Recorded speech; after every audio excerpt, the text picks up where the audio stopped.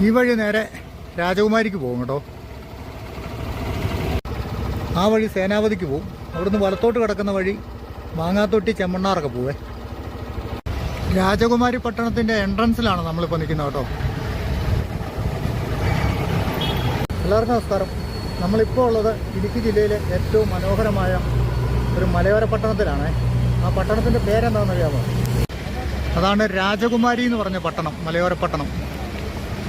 ഒത്തിരി ഭംഗിയുള്ളൊരു സ്ഥലമാണ് ഈ രാജകുമാരി. അപ്പം നമുക്ക് ഇവിടുത്തെ കുറേ കാഴ്ചകളൊക്കെ ഒന്ന് കണ്ടുവരാം. ഈ താഴോട്ട് കിടക്കുന്ന റോഡ് രാജാക്കാട്ടിലേക്ക് പോകുന്നതാണേ. ഈ റോഡ് നേരെ പൂപ്പാറ മൂന്നാർ ഭാഗത്തേക്കൊക്കെ പോകുന്ന റോഡാണ്. നമുക്ക് മേളിലേക്ക് പോകാം. രാജകുമാരി പള്ളിയൊക്കെ ഉണ്ടേ മുകളിൽ. അതുകൊണ്ട് അങ്ങ് ദൂരെ കാണുന്നതാണ് രാജകുമാരിയിലെ പുതിയ പള്ളിയും പഴയ പള്ളിയും ഒക്കെ ഉണ്ട്. നമുക്ക് പള്ളിക്കലൊന്ന് കയറിയിട്ട് വരാം.